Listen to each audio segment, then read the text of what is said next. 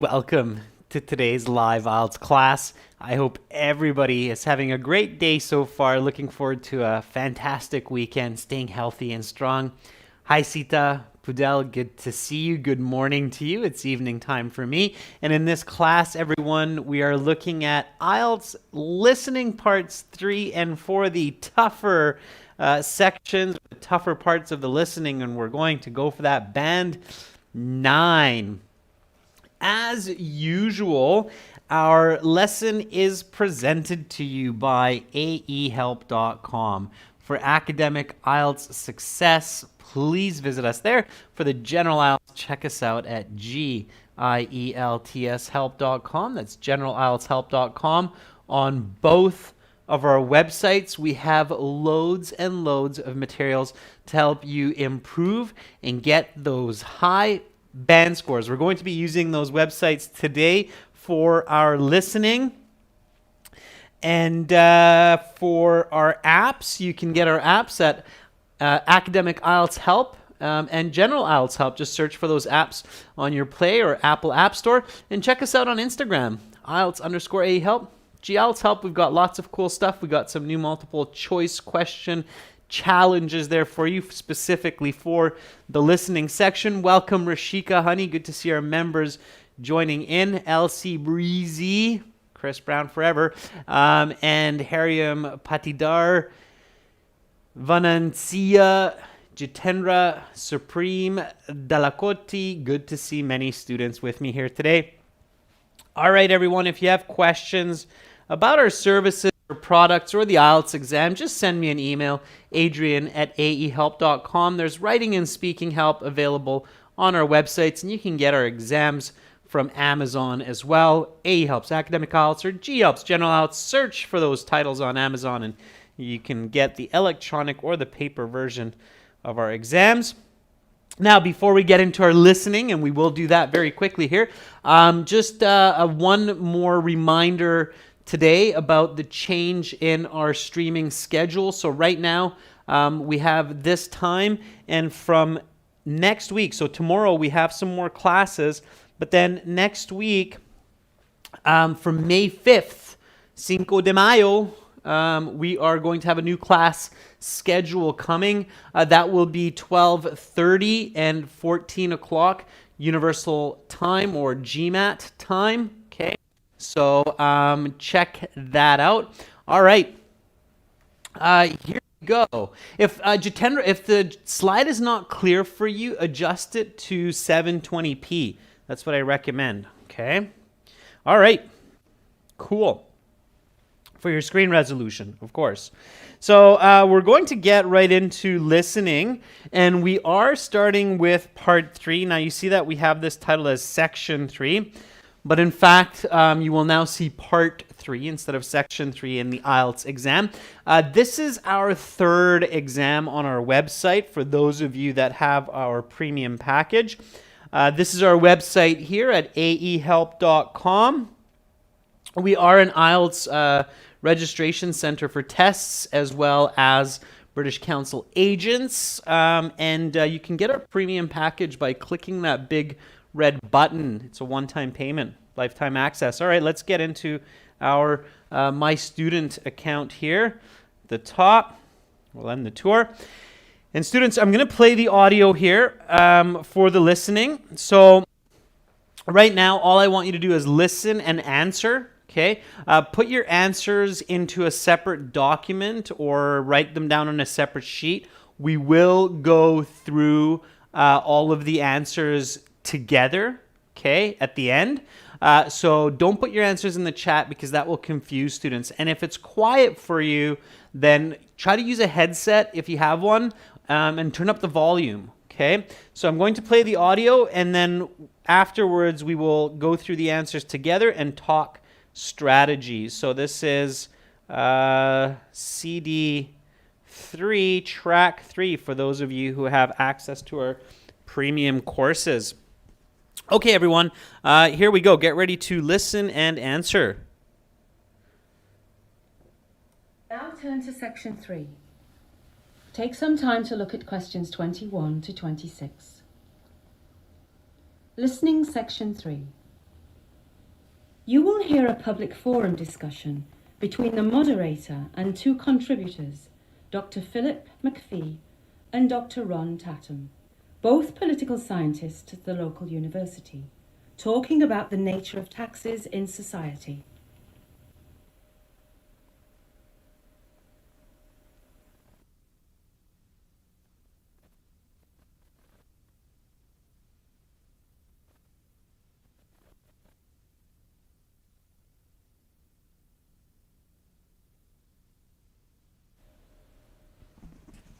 Now listen carefully and answer questions 21 to 26.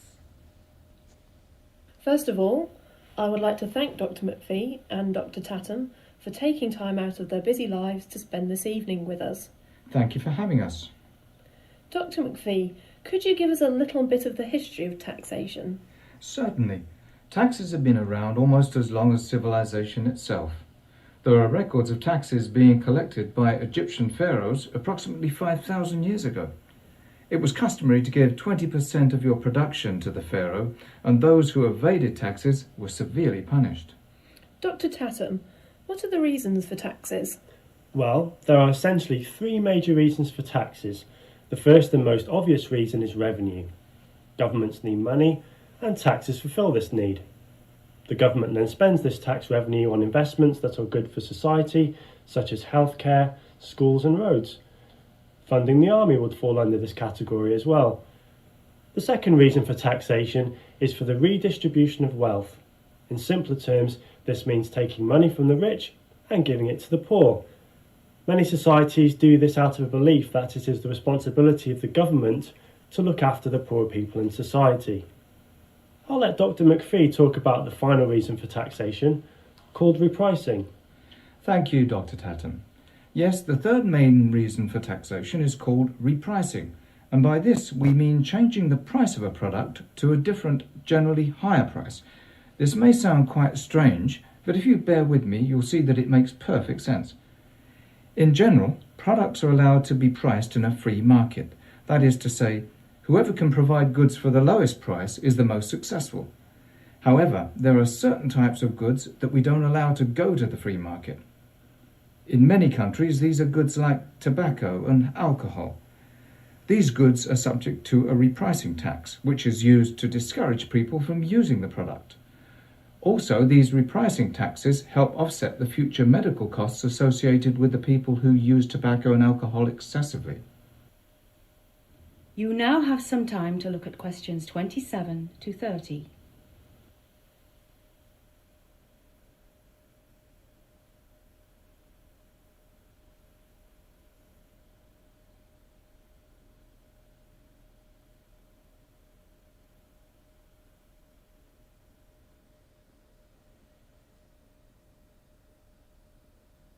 Now listen to the rest of the discussion and answer questions 27 to 30. Very well. Do you favour higher or lower taxes? I am a strong proponent of higher taxes.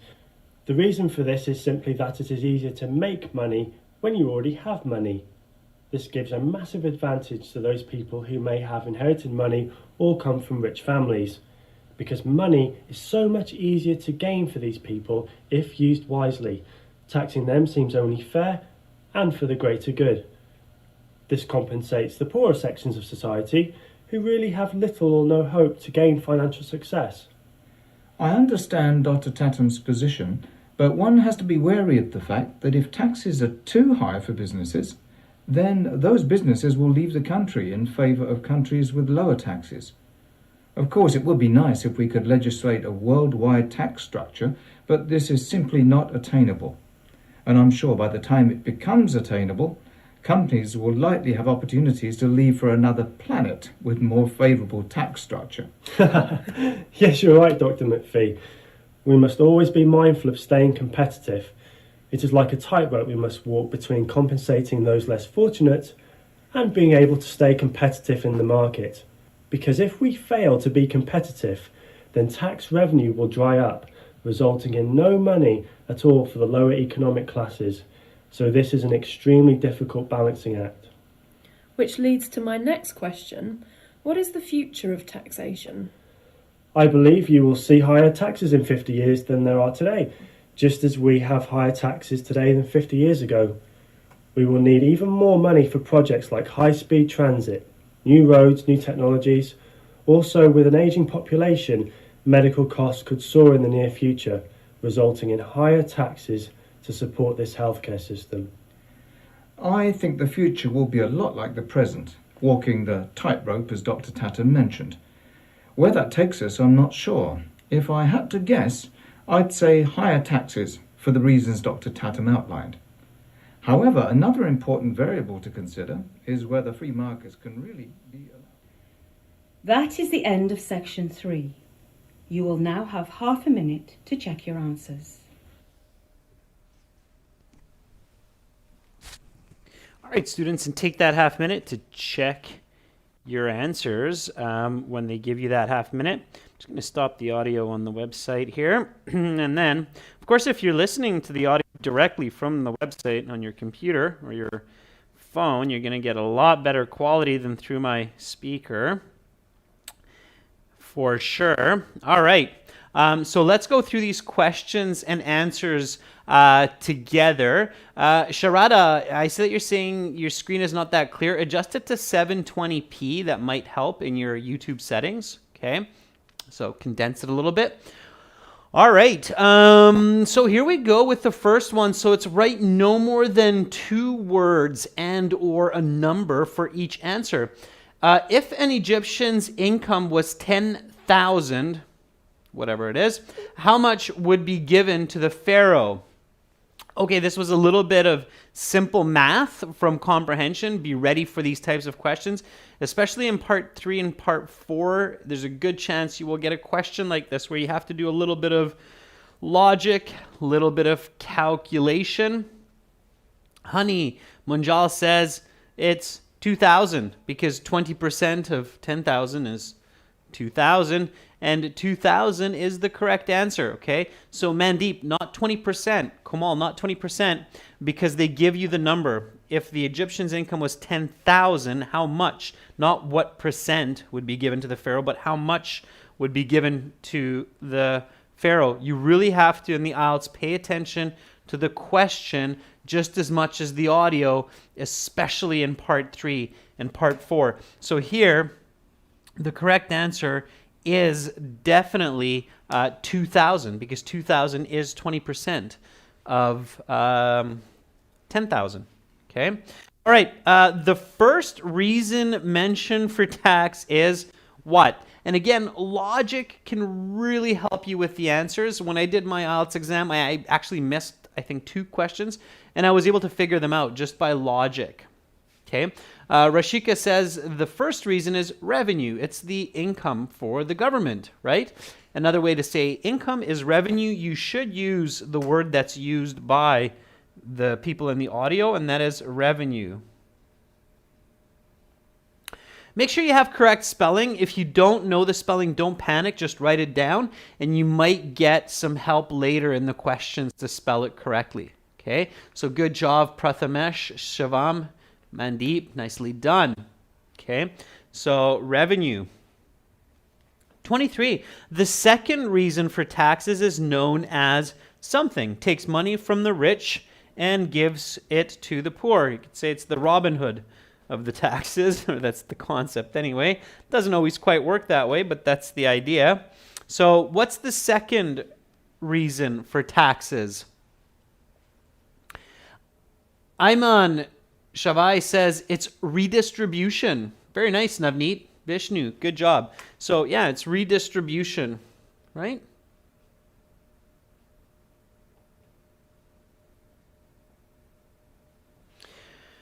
Redistribution of tax, yeah. Collect it, give it back out, take a little bit more from the rich, try to give a bit more to the more needy. That's the idea. It's redistribution. All right. Makes sense. So those were the first 3 answers, okay? When you have no more than 2 words, you might only have 1 word for each. These days, they're very honest with the instructions. So in my computer-based exam, it was just 1 word all the way through. 1 word for this, 1 word for that, okay? So if you have 2 words, no more than 2 words. It's possible that one answer will be 2 words, but it's possible that they will just be 1 word each. All right? Okay. So here we go. Let's keep going with this.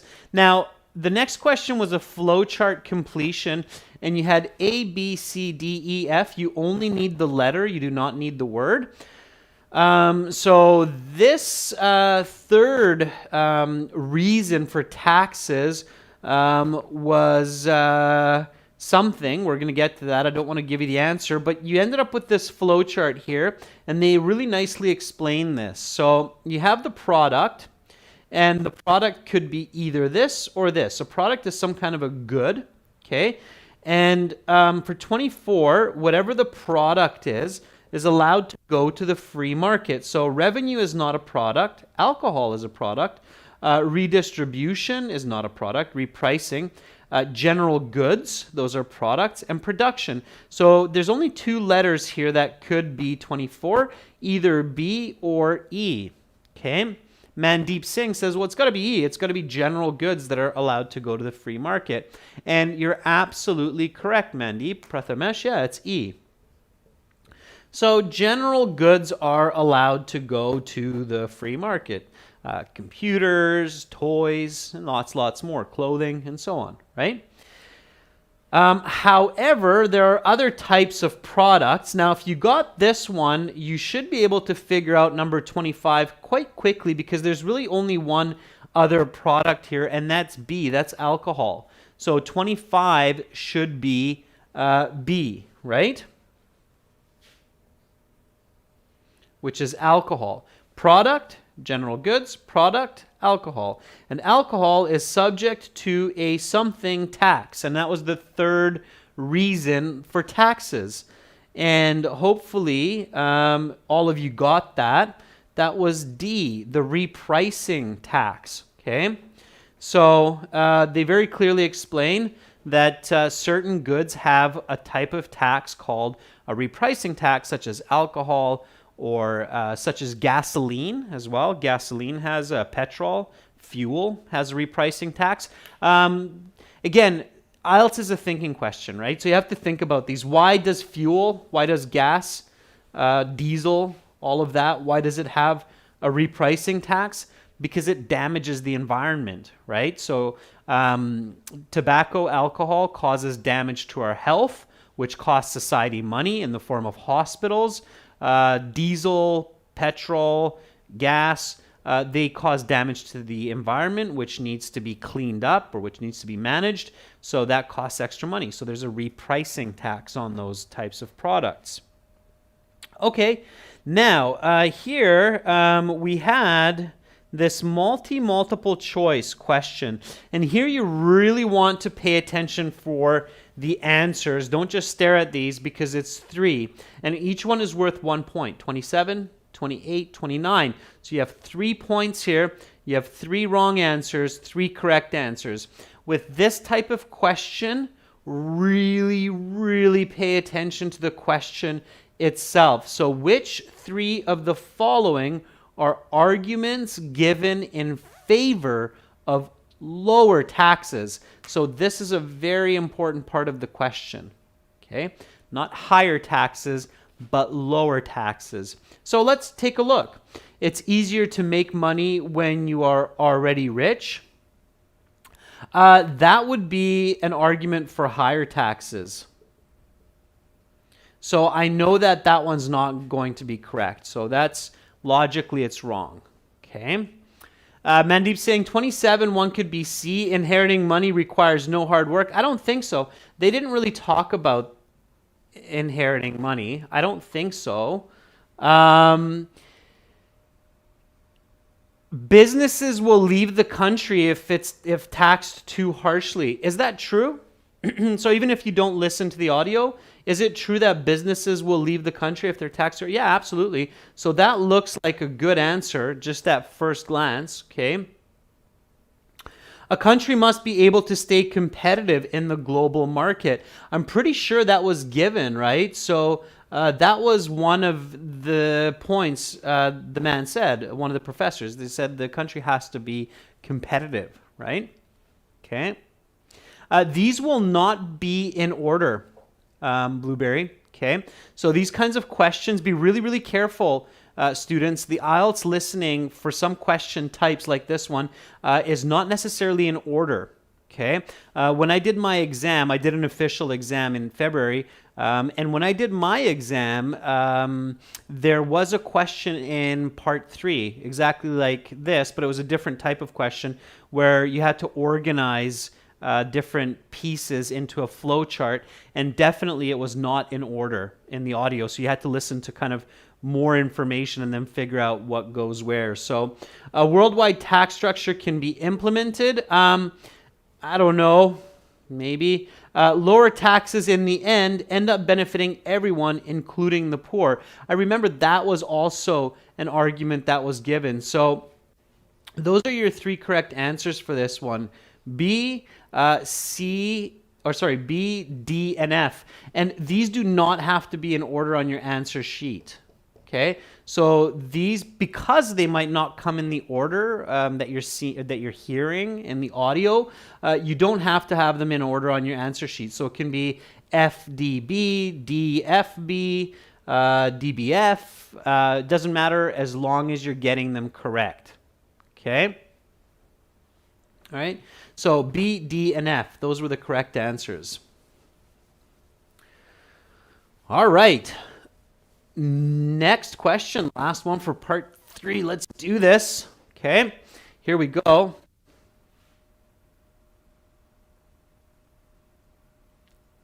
So choose the correct letter, A, B, or C. What do the speakers believe about taxes in the future? I think this one was a little bit easier, so I hope many of you got it. They will stay relatively the same. They will be lower. They will be higher. If I asked 100 people, what would they say? I think most people will agree, unfortunately, that taxes will be higher. They seem to just go up, up, and up all the time. IELTS doesn't lie. Okay, so let's say you completely space out on a question like this. You're just like, whoa, where was I? I was zoning out. And you miss hearing it. Just use logic. IELTS will not give a false answer. So IELTS won't say something crazy like, oh, taxes will be lower in the future. Very unlikely. Okay, so they're going to express the truth. Taxes will be higher. All right.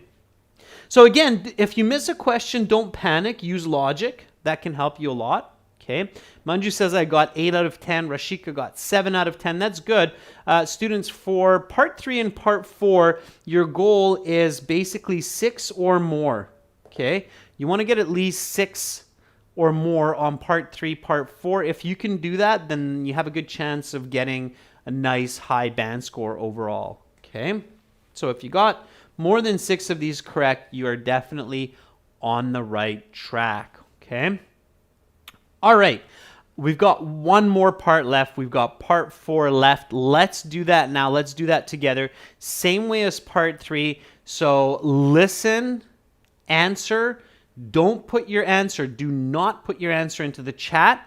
Let everybody answer on their own. That's kind of the sportsman-like way to do it. So let everybody have their own chance to answer. And then we'll go through the answers together at the end. Okay, and I will talk strategy, of course, as we do that. So here we're going to hop back to the website and get right into listening part 4. Part 4 is a little bit more challenging. There's no break. Okay, so it's faster. Of course, it's testing more of your real-time listening skills. You don't have the ability to review all of the information. All right. So again, I'm playing this audio through my headset microphone and a speaker. It's a nice speaker. It's a good microphone, but again, it's internet real time. So if it's quiet for you, turn up the volume, use a headset if you got one, okay? And then again, we'll go through the answers together. So here we go. Just gonna increase our volume max. There we go. All right, everyone, let's get cracking. Here we go. Now turn to section 4. Take some time to look at questions 31 to 40. Listening section 4. You will hear a lecture about English scientist Isaac Newton.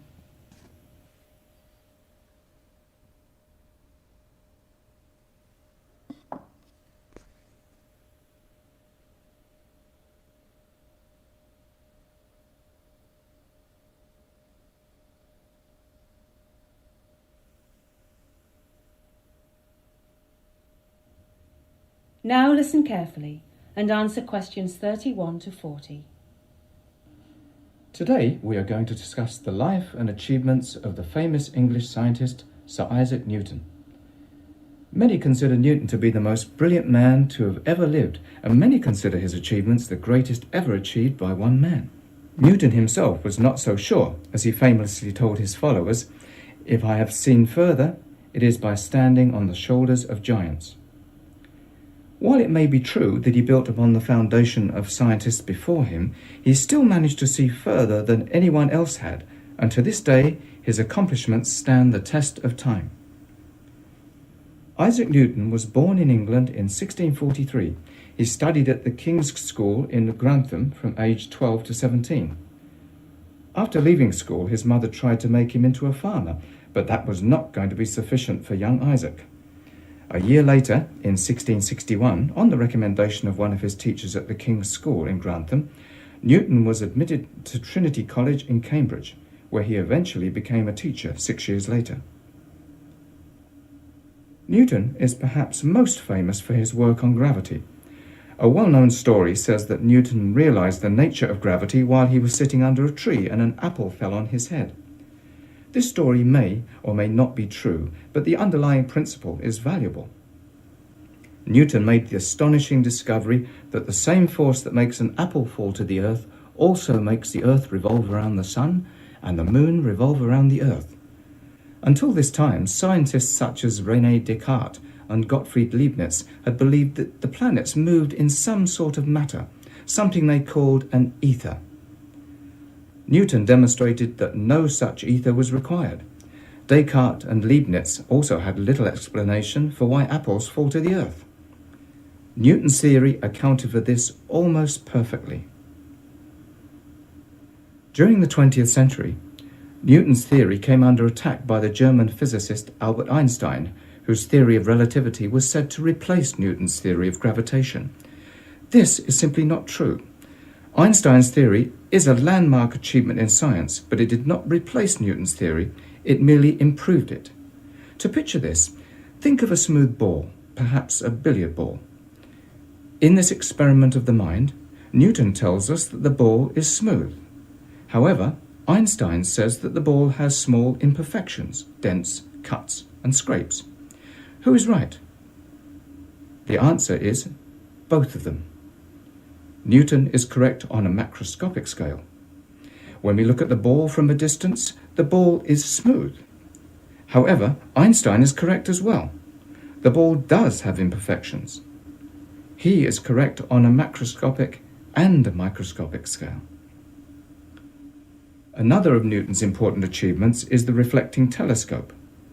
Previously, Galileo had used lenses to construct his telescope, but Newton was the first to use mirrors in a telescope. Today's telescopes are almost all made of mirrors as opposed to lenses, which again speaks to Newton's brilliance.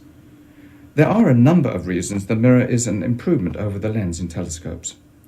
First, mirrors do not warp as easily as lenses do, and by that I mean that lenses can lose their shape in hot or cold weather quite easily. Second, telescopes with mirrors take up less space because of their shorter focal distance. Third, telescopes with mirrors can be built far larger because the mirrors themselves can be built larger. An achievement of Newton's that must not be overlooked is Newton's discovery of calculus. Although the discovery was not without controversy, Gottfried Leibniz also claims to have invented calculus at approximately the same time.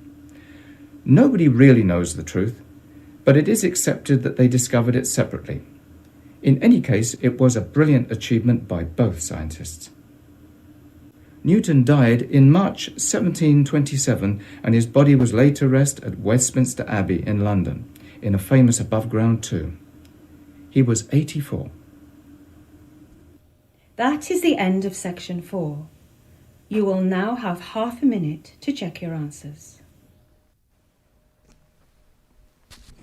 Okay, and in the paper-based exam, you're going to have another 10 minutes to transfer your answers from the question booklet to the answer sheet.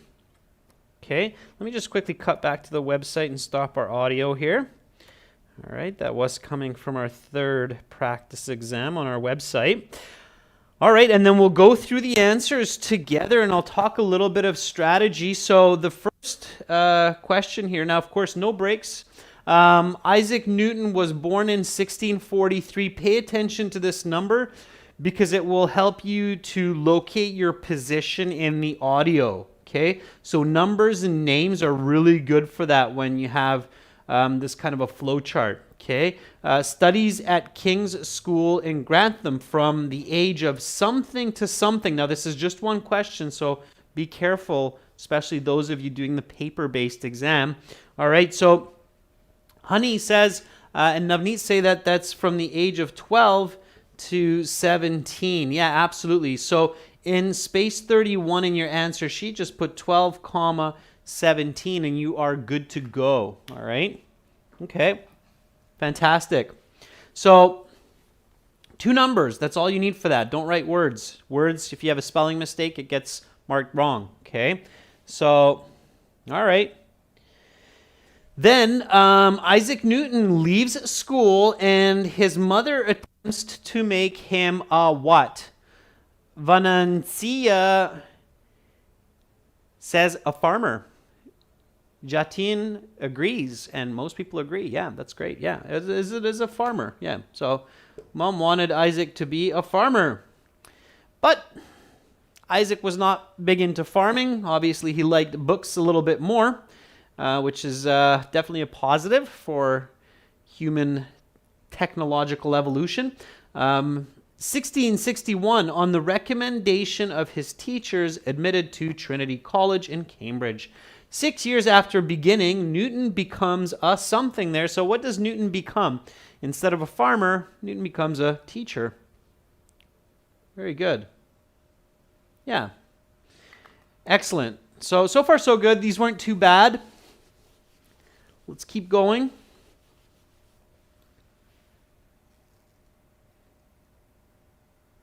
All right, now here, this is interesting. You have these questions in the reading as well as the listening where you have to match a person with facts about them.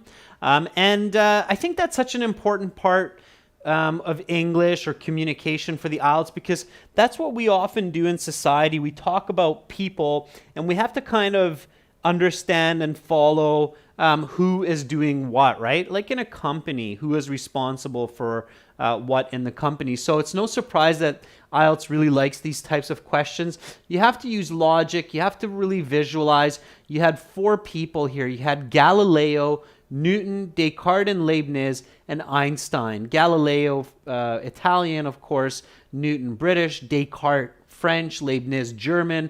Einstein, Austrian. So different people from different countries.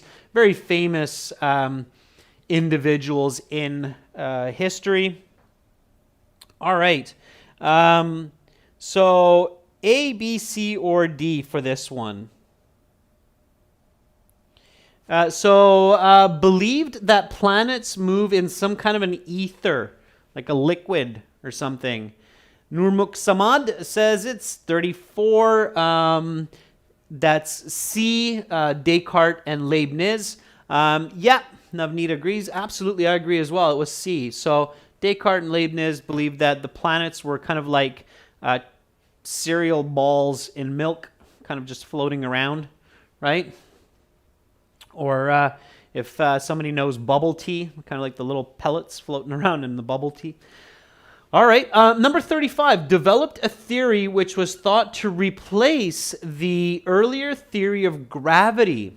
Okay, so here's a scientist who some people believe would replace the theory of gravity.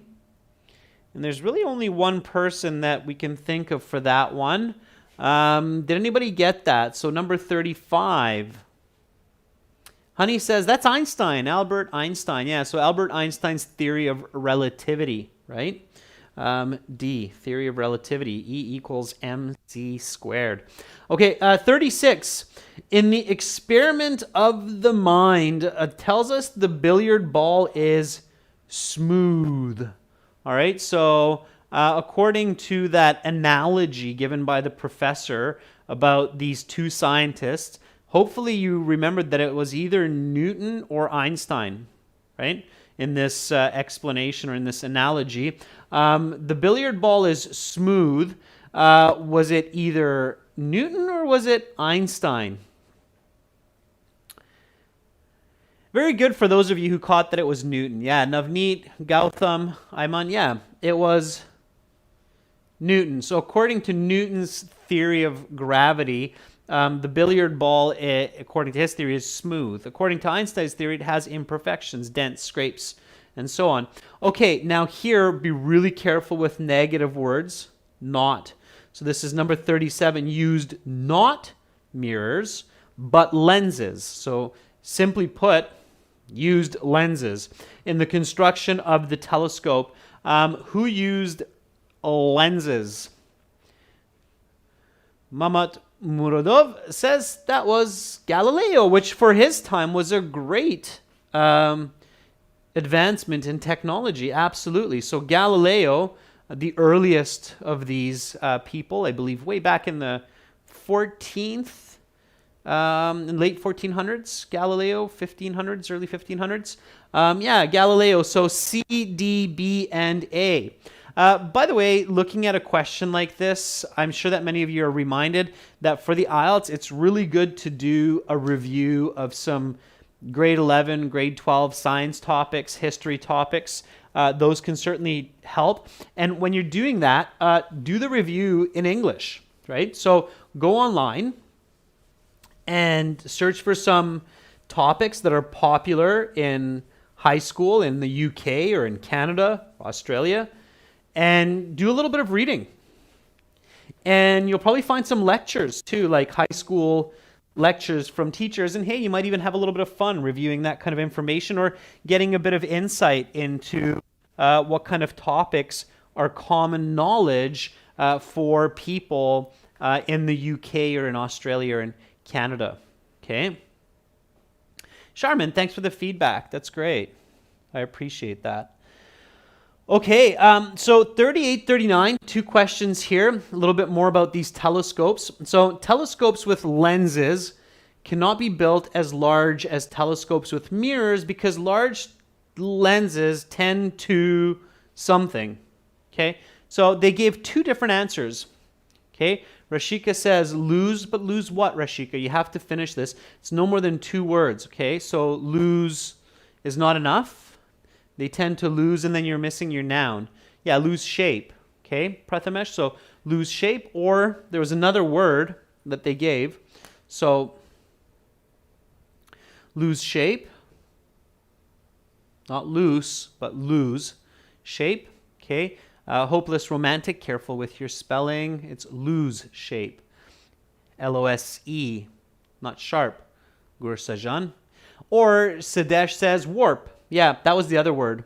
Okay, so warp is one word, which means to lose shape. Okay, so lenses tend to warp or tend to lose shape. In this case, they will take both. Okay, telescopes with mirrors take up less space because of their reduced what? And I remember somebody gave the answer in the chat when I was asking, don't put the answers in the chat. But somebody got it when they heard it. So telescopes with mirrors take up less space because of their reduced, if you're into cameras, photography, so focal distance. Focal length, I think, will be okay. They'll take that because it's kind of synonymous, but focal distance. Okay. So focal distance, that's the correct answer for that one. Focal distance or focal length? Both are okay because distance and length are synonymous here. All right. Okay. Cool. Very well done. All right. One more question here. Let's get that off the board. And then we have question number 40. This was about calculus. One last amazing achievement noted about Newton. Which statement is true? Newton and Leibniz discovered calculus together. Calculus is an advanced form of mathematics. based on irrational numbers, measuring waveforms, for example. Newton and Leibniz discovered calculus separately during the same time period, or Newton and Leibniz discovered calculus separately while working at the same university. I don't think so. German, British.